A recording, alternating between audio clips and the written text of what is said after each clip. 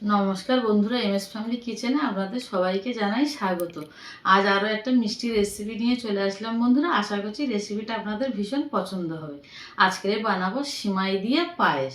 এই যে সিমাই দিয়ে বন্ধুরা পায়েসটা আমি কেমন করে বানাই, ভিডিওটা আপনারা প্রথম থেকে লাস্ট পর্যন্ত দেখবেন। ভালো লাগলে শেয়ার, কমেন্ট, লাইক অবশ্যই করবেন। তাহলে চলুন বন্ধুরা, আমি কেমন করে সিমাই দিয়ে পায়েসটা বানাই আপনাদেরকে দেখাই। এখানে আমি 100 গ্রাম সিমাই নিয়েছি। সিমাইটা ভালো করে ভেঙে আমি একটু ছোট ছোট বানিয়ে নিয়েছি, আপনারা বড় নিতেও পারেন, তাতে কোনো অসুবিধা নেই। এখানে কিছু ফ্রুট নিয়েছি। এই যে আমন্ডগুলো আমি সুন্দরভাবে এরকম ছুরি দিয়ে কেটে নিয়ে কিছুটা কাজু আর কিশমিশ নিয়েছি। এখানে বন্ধুরা আমি যেহেতু সিমাইয়ের পায়েসটা বানাবো বলে আগে থাকতে দুধটা আমি ভালো করে ফুটিয়ে নিয়েছি এবং ঘনও বানিয়ে নিয়েছি। এখানে আমি 1 লিটার দুধ ব্যবহার করেছি। আর এই দেখুন কতটা ঘনত্বটা এসে গেছে। এবার আমি দুধটা নামিয়ে নেব। এখানে কড়াই বসিয়ে দিয়েছি, কড়াইটা হালকা গরম হয়ে গেছে আর আমি গ্যাসের ফ্লেমটা মিডিয়ামে রেখেছি। এবার দিয়ে দেবো 1 চামচ ঘি। এবার ঘিটা ভালো করে নেড়ে ছেড়ে আমি গলিয়ে নেব। এটা ভালোভাবে গলে গেছে। এবারে বন্ধুরা এখানে আমি ফ্রুটগুলো সব দিয়ে দেবো। এখানে বন্ধুরা আমি হালকাভাবে একটু ভেজে নেব। গ্যাসের ফ্লেমটা একদম লোতে রেখেছি, কারণ মিডিয়ামেও রাখলে কাজু কিশমিশটা লালচে হয়ে যাবে, দেখতে ভালো লাগবে না, খেতেও তেতো লাগবে। আমি এখানে 15 থেকে 16 সেকেন্ড মতন ভেজে নিয়েছি। এবার এগুলো আমি সব তুলে নেব।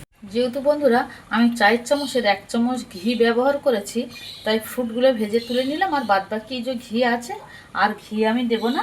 এবার সিমাইগুলো দেবো, দিয়ে একটু ভালো করে ভেজে নেব। গ্যাসের ফ্লেমটা আমি একদম মিডিয়ামে রেখেছি। গ্যাসের ফ্লেমটা মিডিয়ামে দিয়ে 1 থেকে 1.5 মিনিট মতন ভেজে নিয়েছি।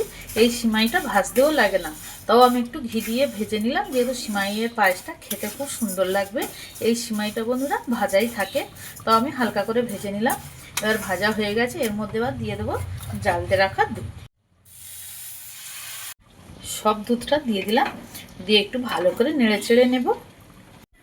এই যে দেখুন, আর এই যে আমি যে সিমাইয়ের পায়েসটা বানাচ্ছি বন্ধুরা, আমি যেরকম প্রসেস দিয়ে বানাচ্ছি, আপনারা বাড়িতে এরকমভাবে একবার সিমাইয়ের পায়েসটা বানিয়ে খাবেন। খেয়ে দেখবেন কত সুন্দর টেস্ট হয়। আশা করছি আমার থেকে আপনাদেরটা আরও ভালো হবে। এই যে সিমাইটা ভালোভাবে ফুটতে শুরু করে দিয়েছে। আর এখানে আমি কিন্তু বন্ধুরা কোনো পাউডার দুধ ব্যবহার করিনি, আপনারা চাইলে কিন্তু করতে পারেন।